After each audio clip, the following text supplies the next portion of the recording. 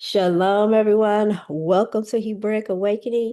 We are in study mode, right? In my previous video, we talked about how the elders wear their gray hair as a crown. If you are 50 and over, you are Hebraically considered an elder. And we need to be passing down wisdom and strategy to the next generation. So we want to teach our children how to possess the gates. What does that mean from a Hebraic standpoint? Right? We want to teach our children as best as we can using the Hebrew as best as we can with the information that we have afforded to us today. All right. So if you don't believe in the modern Hebrew and all of that, just skip this video. Okay. So let's study Genesis 22 and 17. Get out your iPads, your notepads, your pens, pencils, computer, what have you. We are going to take good notes. We're going to use our favorite Hebrew concordance so you can see the words in the Hebrew and help us to translate these English words so that we can get a full understanding. So I'm going to share my screen. I'm not going to share every scripture. I'm going to read what I have, and I hope that you study. Because some people just like to hear other people talk, but that's not what we're doing. Okay? We studying, we are being good stewards. All right. So I'm sharing my screen. So Genesis 22 and 17. Now, I'm sharing my screen right here, but we're going to get back to this later because I want to show you something in the Hebrew.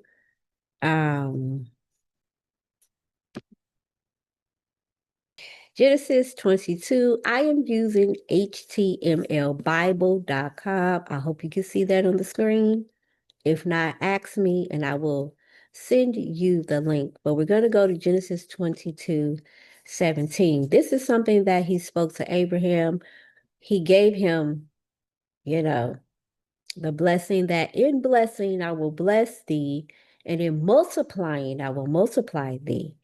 Thy seed as the stars of the heaven, and as the sand which is upon the seashore. And thy seed shall possess the gate of his enemies. What is a gate? And, we really need to understand that because his Torah does not change. Our words, how we think, we evolve, we change, culture changes, but his Torah doesn't change. So we need to understand from an ancient Hebraic perspective, what is a gate? And can we understand that in 2025? Sha'ar, an opening, a door or gate, usually to a city, a port. So let's click on the root, a primitive root to split or to open, right? An opening. It is also from Sha'ar 8179, is to act as a gatekeeper, to estimate and to think. So he is telling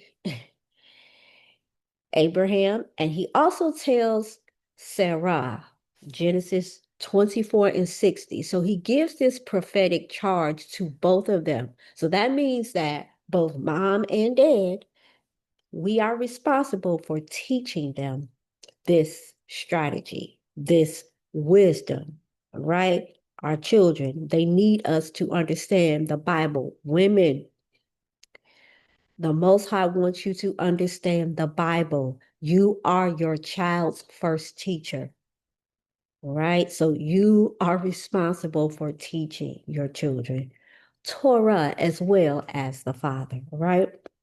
So we're going to get back to gate, but let's just break down really quickly children, what that is, all right? So I like to use ancienthebrew.org, Jeff Benner. If you haven't been using him, you should. It's a lot of great information. I believe he is responsible for putting the ancient Hebrew back on the map with the modern Hebrew, and he gives you the breakdown of a lot of things. We need to be educated, y'all. We just cannot go around saying, well, the modern Hebrew is not the original Hebrew. We know that. Okay. Yeshua at his time wasn't speaking the ancient tongue of Abraham or Moses for that matter. So language can evolve, right? Culture can evolve. But what I love about the ancient paleo pictograph is that the pictures don't change. The meaning stays the same throughout the generations, all right? So let's look up the Hebrew word for children, Yaladim. Let's go back for a second. Let's go back so you can find it yourself.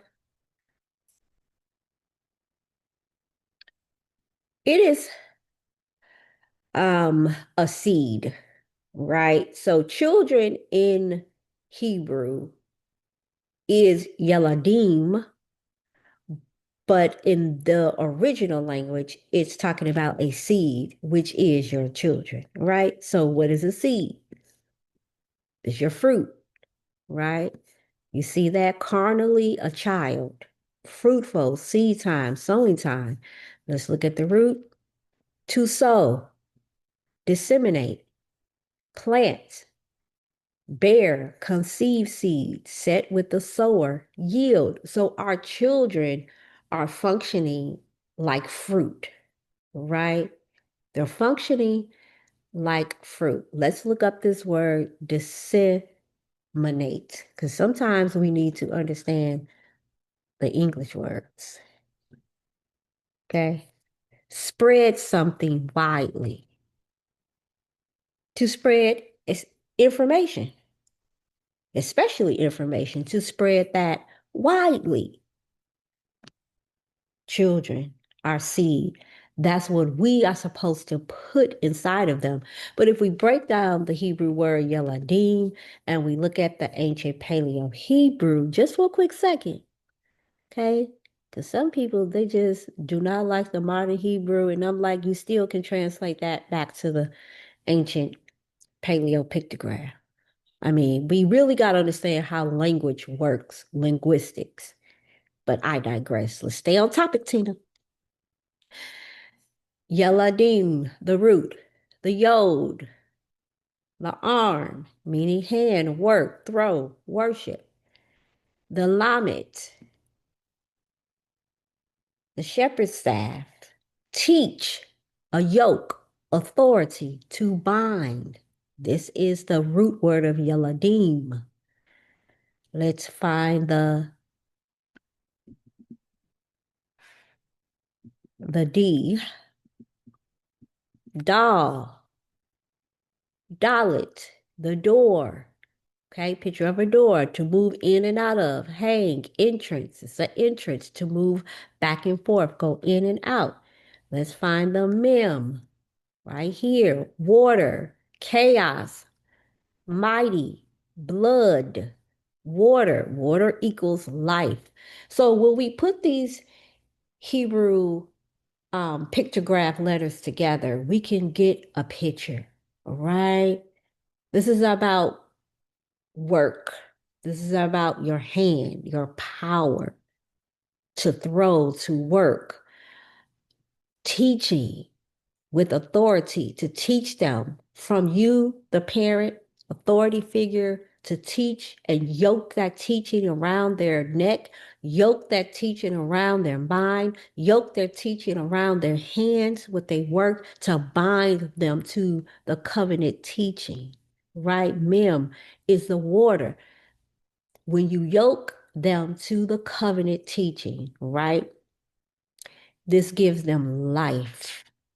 This makes them mighty. And we can dig in deeper, but we're doing just a casual study, right? We can go deeper and deep, deep, deep, deep, deep, but we're doing a casual study because a lot of people don't know how to study.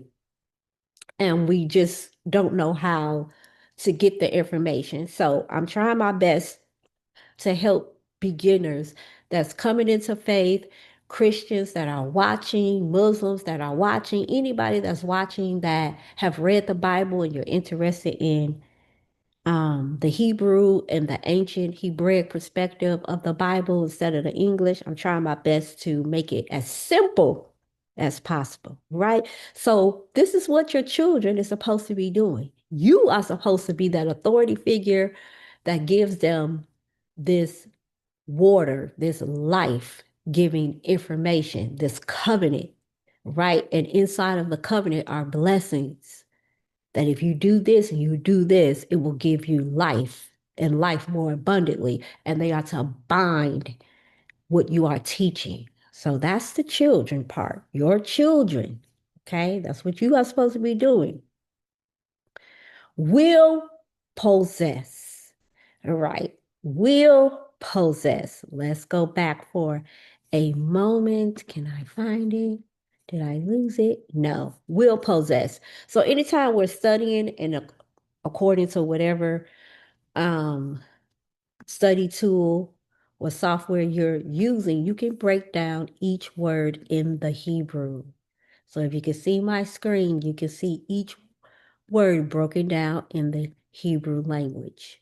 Right. And what I love about and shall possess, anytime we see that and, that's that Hebrew letter wa or vav.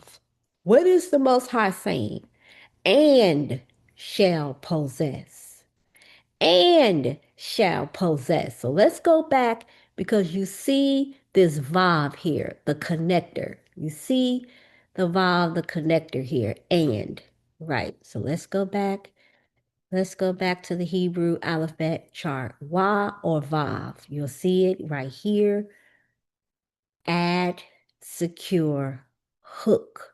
To secure, to add, to hook a tent peg, a picture of a tent peg. And that's a whole different teaching that I am going to do. We are the tent pegs in the earth. We are the nails in the earth, the connectors that connects people, nations to the covenant. So your children with that vow, that connection to the covenant, they will possess the gates of his enemy. All right. So let's go back. Let's go back. Possess. Let's look at that word for a minute before we get into the actual prophetic language of it all. All right. Possess. Possess. Let's go down here. Click on possess, whatever study software you're using. Click on possess, Yarash. It's a primitive root to occupy by driving out previous tenants and possessing in their place. So the Most High is telling you to possess, drive people out.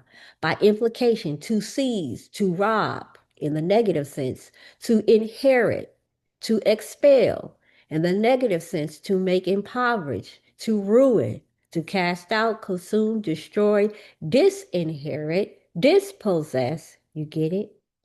Okay? You get it? So your children are to drive out, to dispossess, so they can inherit and take back whatever the enemy has stolen, to take it back from them, right? To possess, right? Possess. Now, something very important. The Hebrew word yarash, it's telling you your part that you have to play in retrieving the covenant blessings. You have to understand your responsibility. Your children have to understand their responsibility and grabbing and holding on to and walking in the covenant blessings. When you transition on through the gates of death, we'll talk about that in a minute, they're not going to have you here physically, but they will have your words. They will have what you have taught, which is energy. We know energy cannot be killed, it can only be transferred. So, what are you transferring to them that they can hold on to, right? It's very important. Triumph or victory is certain based on covenant fidelity. So, that means we have to be faithful to the covenant, just like a marriage. You should be faithful, or else you're committing adultery. So we want our children to understand that they have to be faithful to the covenant in order to possess the gates of their enemy, right? What else? Compromising will cause the gates to be infiltrated. So when we, from a lack of knowledge, right, when we don't pass down correct information so that our children can possess the gates, then your gate, your household, your lineage, your bloodline is compromised. And this is why we see the chain of events that keep happening to our people over and over and over and over again, because the gates have been breached, they have been infiltrated. The doorkeepers to the gate don't know nothing. We blind, deaf, dumb, all of the above. All right, possess. Now, gate, we're going to sit here for a little bit because in 2025, those of us that live in the diaspora, especially on the West, in the West, especially in North America, I'm sorry, but we are really ignorant to Eastern terminology. We really are. I know you say, well, it's not my fault. Well, if you are your ancestors and your ancestors are you, then yes, it is your fault. But we have information now. And when you are praying and you are saying, Most High, God, the Father, please teach me your ways. And you are really, really trying to connect to his teachings, he's going to put the answer in front of you. Now, you might not like it. You might not like it because some of you don't like the modern Hebrew, but the answer is inside of what I'm teaching you, but you don't like it.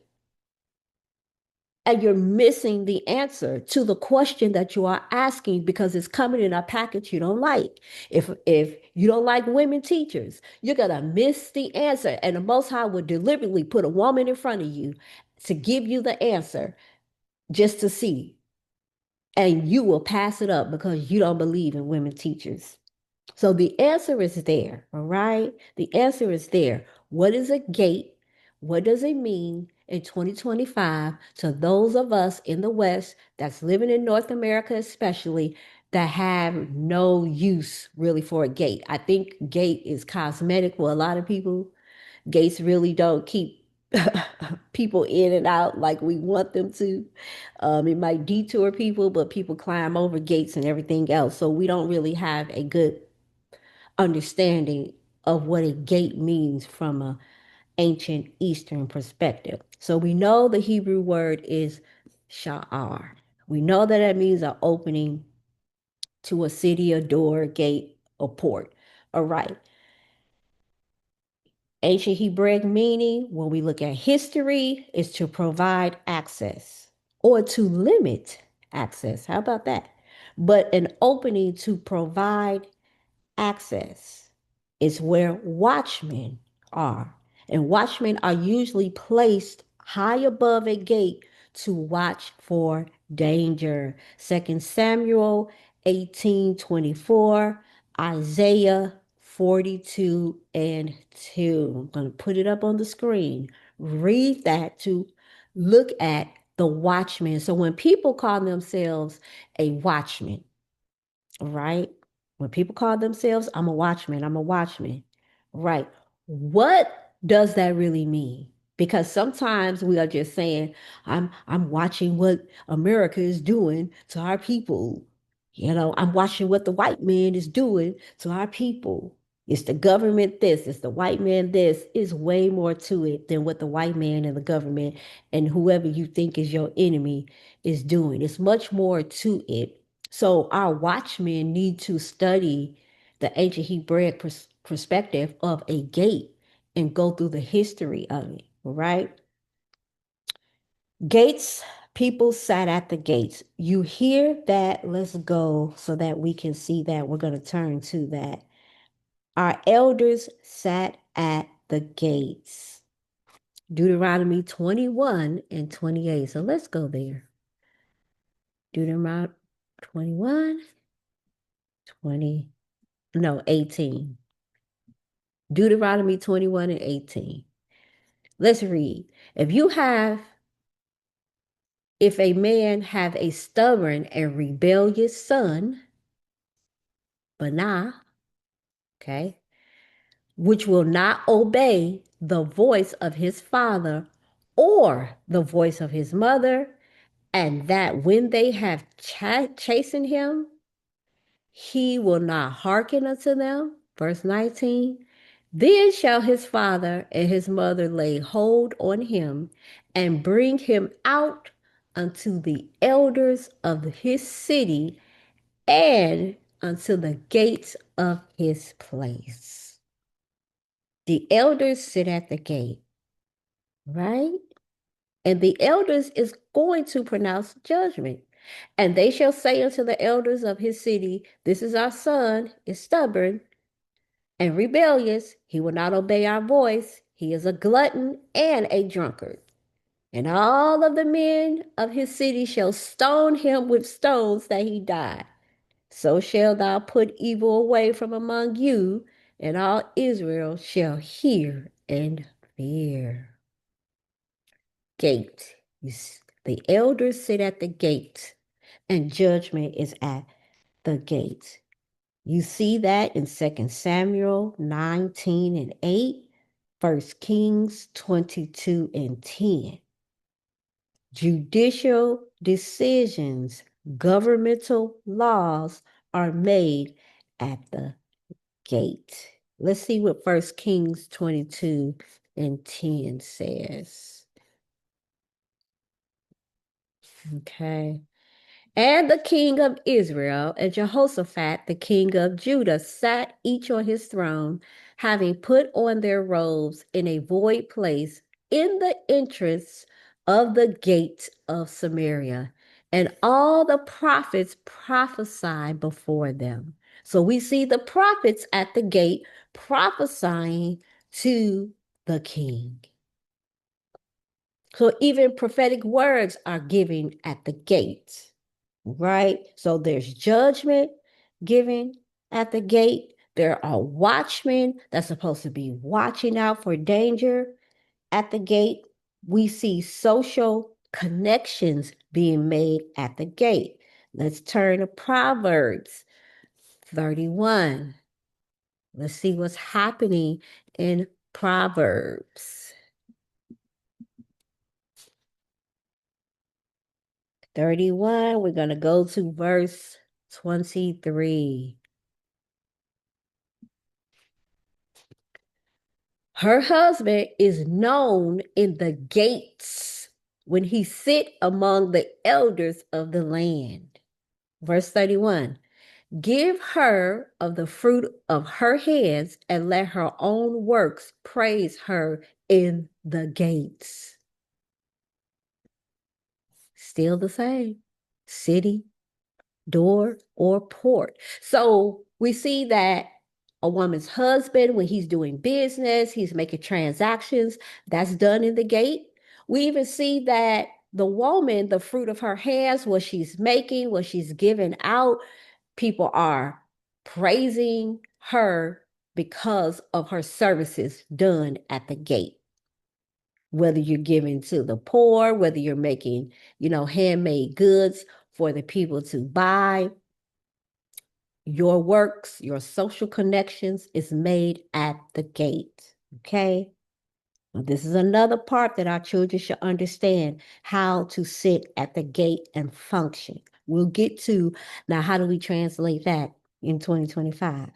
Marketplace, the economy, 2 Kings 7 and 1. Yes, let's turn there really quickly because 2 Kings 7 and 1.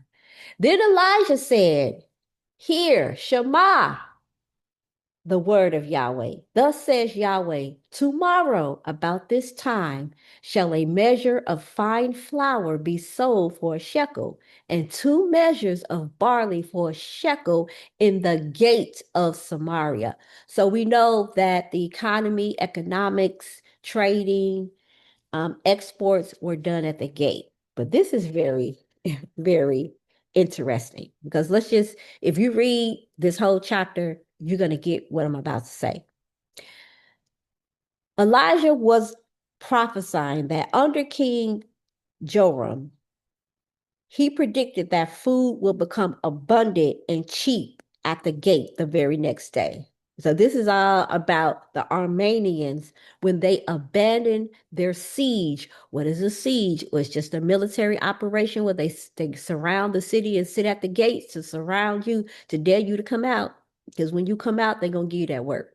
Okay. So that's what a siege is. They surrounding you, pumping fear into you because they're going to take over in a minute. And it's like a psychological tactic, all right? But the Most High did something spectacular if you continue to read. And people was like, how the food gonna become abundant if the Armenians are sitting at the gate, and we can't do business? Like, what are you talking about? But when you read, the Most High does a miraculous event and the prophetic word is released and it comes to pass, right? Read that whole chapter. So we see how the prophetic can be released at the gate, at the city, at the entrance, at the door, at the ports. Economy is going on, and the prophetic word can be released and come to pass because your enemy is surrounding you at the gate. I think y'all catching on as I um, am coming to a close. Legal redemption was secured at the gate. Boaz. Now, we're not going to turn there because y'all know about Boaz. Everybody do a whole story about Boaz and Ruth. But Ruth 4, 1 through 11, to buy back, to redeem. So redemption can be done at the gate. For people who do not understand, redemption is not just a spiritual act, it is a logical, practical, physical act. Redemption, to buy back on behalf of someone else's debt, which restores the house. So when you are in debt, which most Black people are, right? We are one of the lowest on the totem pole in America. We're not the lowest, but we pretty low as a people group. And you are in debt, then you could be redeemed when someone comes to pay the debt. Once someone pays your debt, wipes the debt clean, your house is now restored, right? So in ancient times, when people had a debt, they had to allow their children most times to operate as maid servants and men servants, okay? And they would have to work off that debt for so many years and then be released, y'all. So our children are indebted to the system that we're living in. And we're not above, we are beneath. We're not the head, we are the tail. So now we can kind of bring this home, right? Because the community that you live in should be possessed by the righteous. When the righteous are in control, your community will be at peace. If the righteous are not in control, your community is in chaos. All right. So before we get to spiritual gates, but what about the spiritual gates? First, you need to understand the logical side. You living here on earth, all right? And the spirit and the natural both work together. Hence, supernatural. Hence, Yahweh superseding the natural order of things, like with the Armenians, right? Like with the Armenians, where he did a miraculous event and they ran, and the food supply was able to come back and they were able to do business and so forth. All right. So you need to teach your children. We need to teach our children how to be a part of the city and the community. So we don't have gates anymore, but we have a judicial system. We have mayors, we have governors, we have politicians, and I know the Hebrew community, I don't like the we understand what you don't like. That's why your community in chaos, because you don't like nothing. And we all hiding. And we all tell our people don't get involved in politics. When the Bible clearly contradicts that, even when we talk about us being in captivity. So let me find that scripture really quick that talks about that when I put you in captivity, because that's where you're going, this is what you should do, right? Right, so let's read Jeremiah. We're going to start at verse 1. Jeremiah 29. Jeremiah 29. Let's start at verse 1. Let's read what we supposed to be doing in exile. Let's just read. This is the text of the letter that the prophet Jeremiah sent from Jerusalem to the surviving elders among the exiles, and to the priests and the little prophets and all the other people Nebuchadnezzar had carried into exile from Jerusalem to Babylon. This was after King Jehoiakim and the queen mother, the court officials, and the leaders of Judah and Jerusalem, the skilled workers and the artisans, had gone into exile from Jerusalem. He entrusted the letter to Elasah, the son of Shaphan, and to Gemariah, son of Hilkiah, whom Zedekiah, king of Judah, sent to King Nebuchadnezzar in Babylon. It said, this is what Yahweh Almighty, the Elohim of Israel, says to all those I carried into exile from Jerusalem to Babylon. What do you say? Build houses and settle down. Plant gardens and eat what they have produced.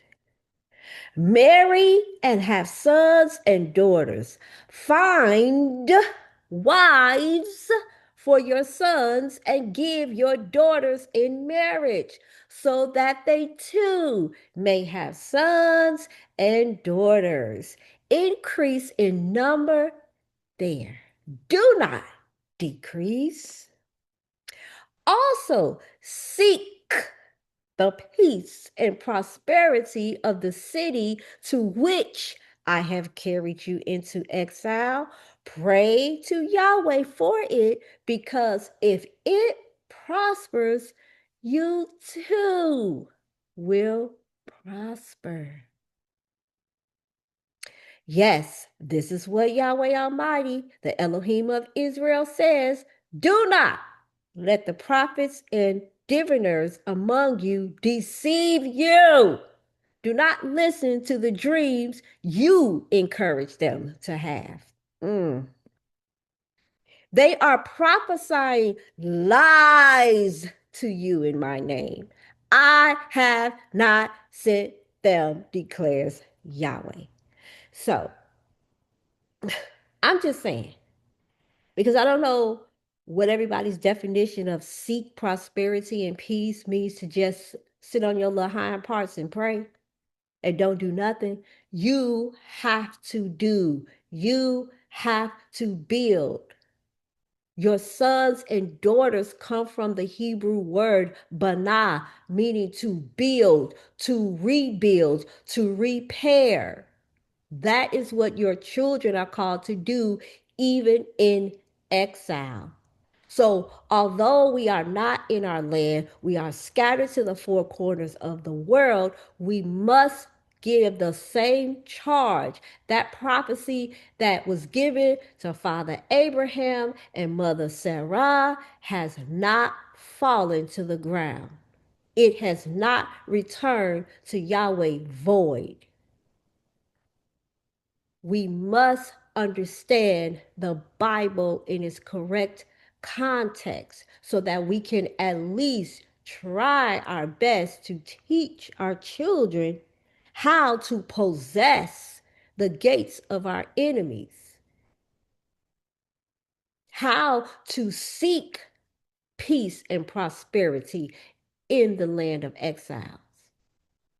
Because we so spiritually minded, we are no earthly good. And we don't even understand how to practically walk this thing out here on earth with the help of the divine, with the help of the supernatural, with the understanding of spiritual gates. What type of gates do we have? We have the gates of death. Let me get my notes so you can look up these scriptures. We have the gates of death. Job 38:17. The Most High said, oh, you figured out the gates of the death? Oh, you did? Tell me. The gates of the righteous. Psalm 118 and 19. The gates of Hades. Isaiah 38 and 10. Your five senses are gates. Your eye is a gate. Your smell is a gate. Your taste is a gate. Your hearing, you understand? The gates of Shabbat. The gate of your new moon or your new months. The gates of Passover, and so on. How do I know this? Let's turn to Ezekiel, I believe, 46. Let's see if I'm right.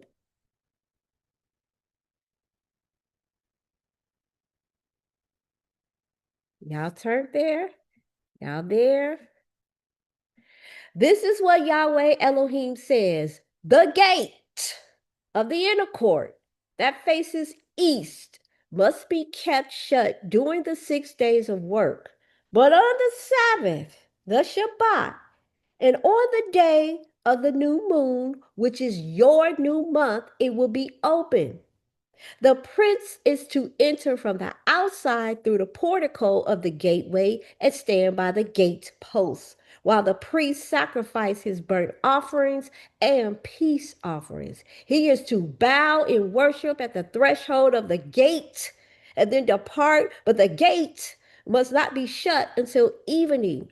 On the Shabbats and new moons, the people of the land are also to bow in worship before Yahweh at the entrance to that gateway. You see how many times gate is said there? So all the spiritually high-minded people, why you miss this? For all of the prophetic people that you listen to, how come they don't know about that? Mm-hmm. They love Ezekiel and Jeremiah. But none of them talk about this. Mm-hmm. So what is it saying? What goes on in the natural, y'all love to say that, goes on in the spirit. Y'all love to say that. So let's read slow. The gate of the inner court that faces east must be kept shut during the 6 days of work. But on the Shabbat and on the day of the new moon, that gate shall remain open. So spiritually, if the gate is open on the Shabbat and on the new months or the new moons, then the gate is open spiritually to the Shamayims, or the gate of heaven is also open, which is mentioned in scripture, the gate of heaven. And this is why when I pray, I say, thank you that the gates of the Shabbat are open. Mm-hmm. Mm-hmm. Right? I hope it's clicking. So, when you and your children are actively participating in understanding how to possess the gates from a practical standpoint, then spiritually, during the Shabbat, you speak prophetically into the gate of the Shabbat because the heavens are now open. And what it means is that the heaven can hear you on any other day, but that gate is wide open, honey, and he can hear you. The messenger angels is taking notes, and things are moving exponentially quicker than usual. Ask me how I know. Because when I strategically pray in the gate of Shabbat, things happen quickly. Try it. See if I'm lying. On the new moon, the new months, when that gate is open, you strategically declare into your new months. You declare over your children. You declare over your finances. And then you walk it out. Those of you that are called to the financial system, you especially have the power and the authority to speak into the gates of Shabbat over finances. You who are politicians who love to help your city and community members in understanding the laws and changing the laws and fighting for justice and fighting for the people. You especially need to understand how to speak in the gate of Shabbat in the new moons. All of our feast days, they fall on a Shabbat. So the feast days are a gate. So we got a lot of gates that are opening all the time, every month, every week, every season. So we should be speaking into these gates. We should be teaching our children to speak into these gates. We should be passing on this information. Social connections, teachers, nurses, judges, lawyers, scientists, social media, content creators, everybody, the art people. Did we just read that? This is the letter that Jeremiah sent to everybody. I know we just read that. So these gates are very important. So when the Most High is giving that prophetic word to Abraham and Sarah, your children will possess the gates of his enemy. He is telling them that as long as you are teaching your children to stay connected to the covenant, they will possess, they will disinherit, they will drive out the enemy at the different gates. The marketplace, the economical gate, the social gate, the food gate, the prophetic gate. You should be opening up your mouths and speaking spiritually into the spiritual gates. So please, all of you who listen to these little prophets and you swear that they are prophesying correctly, go read again Jeremiah 29. And then go teach them about the gates that they should be speaking into so that the prophetic word can perform and do. And tell your watchmen too. Tell those that call themselves watchmen to learn about the gates. Now I'm going to stop hollering because I said this was casual. But y'all know I always get hyped up. For the new people here, I hope you're not scared. That's just how I am.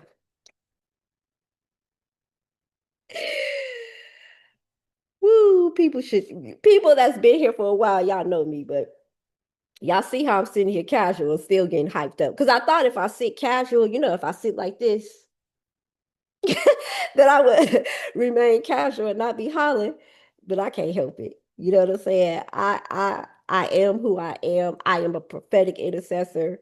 I say that. I know y'all like, but you don't come on here and you don't talk about, what you see. Cause I'm not, and not, and I'm not.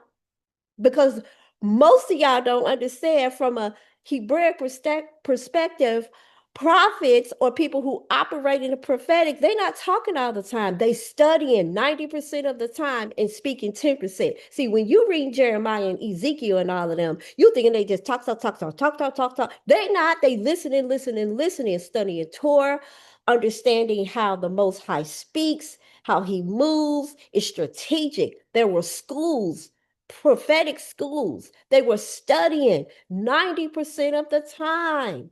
They were not speaking all the time. So when you tell me that you enjoy prophets that's a yicking and a yakking all the time, then I understand that you don't have a good understanding of a prophet. And that's okay, because I didn't know either until I studied. And as a person who operates in the prophetic, you'll never hear me call myself that except for a prophetic intercessor because it just flows. But you will never hear me on here prophesying and giving you prophetic words all the time. You just will not catch me doing that. I am so sorry. And I said what I said because the Bible said it. I didn't say it. The Bible said it. They lying. This one person that my son, he listens to it for entertainment because he prophesy all the time and be wrong 97% of the time. And he still put out dates, he still put out calculations, and people still listen to him, just like some other people. That people be wrong, dead wrong, and still listen to him. Why? Because they get something right 3% of the time. You like, well, they got that one right. You can predict anything 50% of the time. But I'm gonna leave that alone. People want to do what people want to do. I'm gonna do what I'm gonna do. But I gave you the Hebraic understanding of how your children should possess the gates. Okay. So I hope you take that, you look at it, you dig some more into it, and you start putting together prayers and declarations and strategies on how to teach your children how to possess the gates and how to declare over your household and your children so that they can take that wisdom and strategy that you're going to pass down and they can take it um, at the baton, the mantle, as they take charge of their generation and those that are before them or who come after them. All right. I hope this bit of information has helped you. And until the next video, shalom, everyone.